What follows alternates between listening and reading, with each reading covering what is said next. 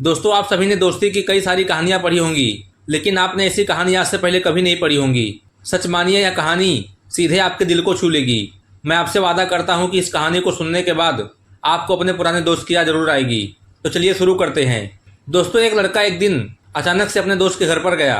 उसके दोस्त ने जैसे ही दरवाजा खोला तो देखा कि उसके घर पर दस्तक देने वाले दोस्त के चेहरे पर साफ साफ उदासी छाई हुई थी और उसका दोस्त भी दुखी सा लग रहा था। उसने तुरंत अपने दोस्त को घर के अंदर बुलाया और उसे बिठाया, पानी दिया और फिर पूछा कि क्या दिक्कत है भाई, इतना उदास क्यों है। तभी उसका दोस्त हिचकिचाते हुए बोला कि मेरे ऊपर 7 लाख रुपए का कर्ज है जो उसे जल्दी से जल्दी देना होगा, वरना मुझे मेरे घर से ही निकाल दिया जाएगा। उसके दोस्त ने यह भी कहा कि अगर हो सके तो तुम मुझे पैसे दे दो, मैं तुम्हें थोड़ा थोड़ा करके लौटा दूंगा। दोस्त ने अपने दुखी दोस्त को आश्वासन देते हुए कहा, तुम डरो मत, मैं अभी तुम्हारे लिए कुछ करता हूँ। तभी उसने अपने बीवी को दूसरे रूम में बुलाया और उससे कहा, तुम्हारे पास जितनी भी कीमती सामान है उसे दे दो। दोस्तों, पत्नी भी बिना कुछ सोचे समझे अपनी कीमती सामान उसे दे देती है और उस दोस्त ने भी जो भी पैसे इकट्ठे किए थे वो सारे पैसे उसमें जोड़ दिए। फिर भी कुछ पैसे कम पड़ रहे थे।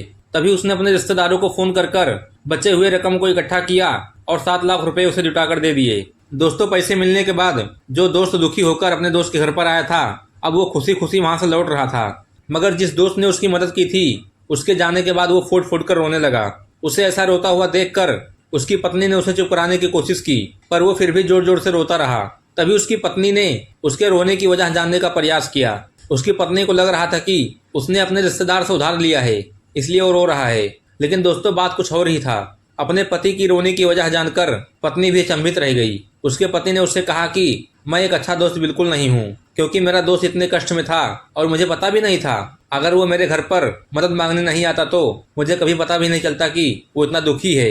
क्योंकि दोस्तों, एक समय था जब उसने भी अपने इस दोस्त का बुरे समय में बिना कुछ सोचे समझे मदद किया था। इसलिए आज इसका भी फर्ज बनता था कि वो अपने दोस्त की मदद करे। दोस्तों, दोस्ती कोई जताने वाली नहीं बल्कि निभाने वाली चीज होती है। इस कहानी को सुनने के बाद आपको ये अच्छे से समझ में आ गया होगा कि एक दोस्त के अंदर अपने दूसरे दोस्त के प्रति कैसे विचार होने चाहिए। दोस्तों, कहानी पसंद आई होगी तो वीडियो को लाइक करें, चैनल को सब्सक्राइब करें। मिलते हैं किसी अन्य वीडियो में, तब तक के लिए धन्यवाद।